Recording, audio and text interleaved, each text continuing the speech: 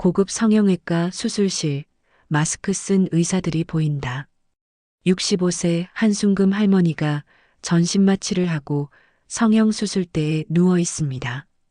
평생 화장도 진하게 하지 않던 할머니가 왜 이런 극단적 선택을 했을까요?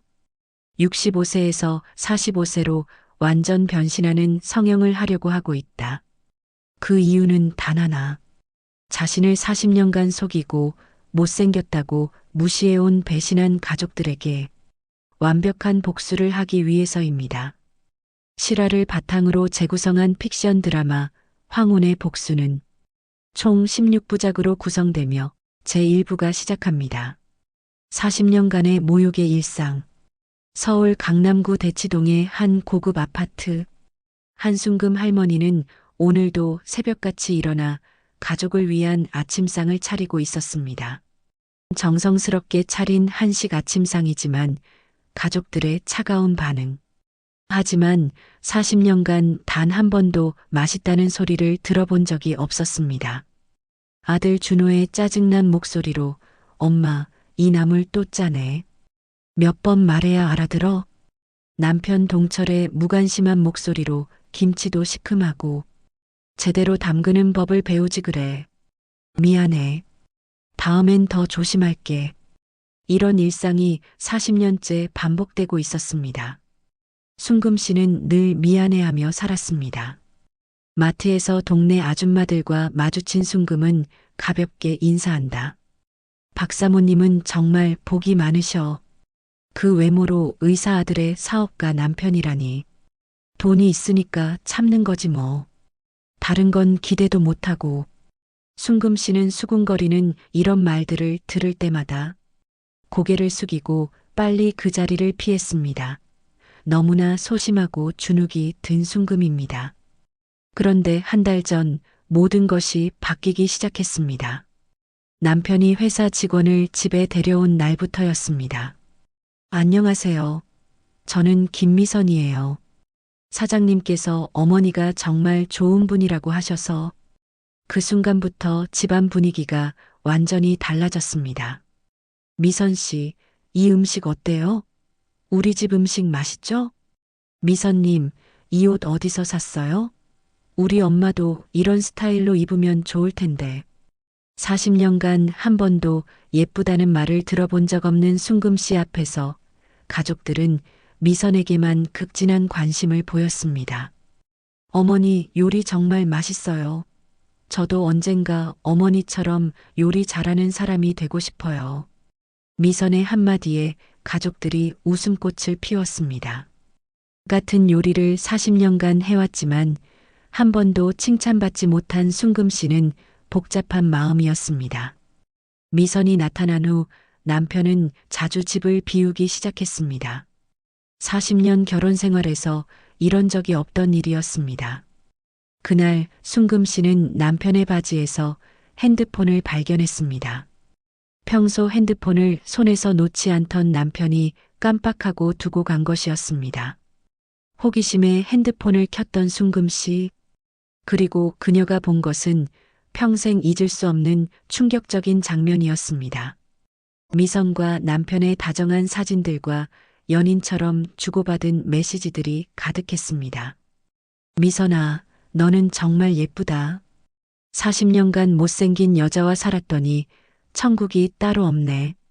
오빠 어머니한테는 미안하지만 오빠가 그런 분과 40년간 참고 사신 게 안쓰러워요. 못생긴 여자라고? 평생 들어왔지만 그날은 그녀의 가슴 한편을 도려내는 듯 아팠습니다.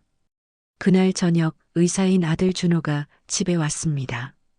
순금 씨는 떨리는 마음으로 아들에게 모든 것을 털어놓았습니다. 준호야, 아버지가 미선이랑. 하지만 아들의 반응은 순금 씨에게 마지막 일격이었습니다. 엄마, 솔직히 말할게요. 저도 아버지 편이에요. 뭐라고? 엄마는 40년간 우리 가족의 짐이었어요. 요리도 못하고 못생기고 센스도 없고. 미선 씨는 달라요. 젊고 이쁘고 그리고 특히 아빠를 행복하게 해주거든요.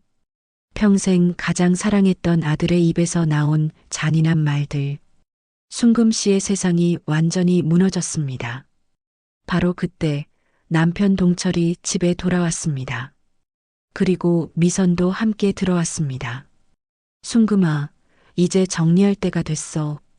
40년간 고생했지만 우리 서로 이제부터라도 행복하게 살자. 저희가 사랑하게 된 건 어쩔 수 없었어요. 어머니도 이해해 주실 거라고 믿어요. 아버지는 미선 누나 같은 분과 새 인생을 시작하실 자격이 있어요.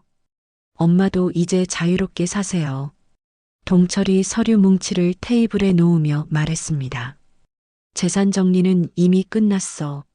아파트, 주식, 예금 모든 걸 미선이와 내 명의로 바꿨고 너에게는 생활비로 이 정도 준비했어. 3천만 원이에요. 어머니 혼자 사시기엔 충분할 거예요. 원룸 전세 없고 조용히 살아가세요. 40년간 모은 수십억 원의 재산. 강남 아파트, 주식, 예금 모든 것이 사라졌습니다.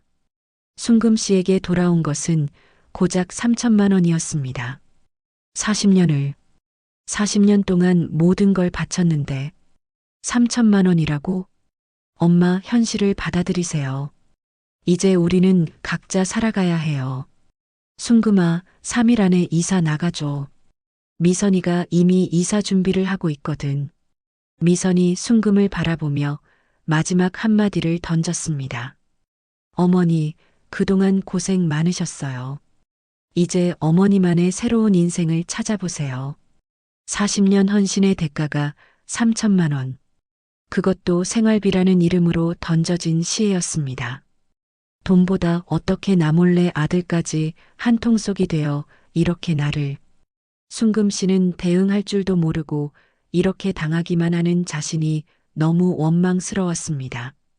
3일 후 순금 씨는 집에서 쫓겨나 월 30만 원짜리 고시원에서 혼자 울고 있었습니다. 정말 내가 그렇게 못생겼나? 정말 40년간 짐이었나? 충격과 절망으로 순금 씨는 결국 쓰러지고 말았습니다. 눈을 떠보니 병원이었습니다. 그런데 옆에 서 있는 의사를 보고 깜짝 놀랐습니다. 정민아? 너 정민이 맞니? 20년 전 순금 씨가 어려울 때 학비를 도와주었던 후배 이정민. 이제는 성형외과 전문의가 되어 있었습니다. 언니, 그 사람들이 언니를 어떻게 대했는지 다 들었어요. 용서할 수 없어요. 언니, 20년 전 받은 은혜를 갚을 때가 왔어요. 제가 언니를 세상에서 가장 아름다운 여자로 만들어 드릴게요. 정민아, 나를 정말 예쁘게 만들 수 있니? 그들에게 복수하고 싶어? 65세 못생긴 한순금은 그날 죽었습니다. 이제 복수의 여신이 될 아름다운 여자가 태어나려 하고 있었습니다. 과연 순금 씨는 얼마나 아름답게 변신할까요? 그리고 40년간 자신을 못생겼다며 무시한 가족들의 반응은 어떨까요? 다음 편에서는 6개월 후 상상도 못할 정도로 아름답게 변신한 순금이 미선과 동철 앞에 나타납니다. 못생겼다고 무시당한 할머니의 복수를 응원해 주세요. 구독과 좋아요는 다음 작품을 만드는데 큰 힘이 됩니다. 곧 다시 뵙겠습니다. 감사합니다.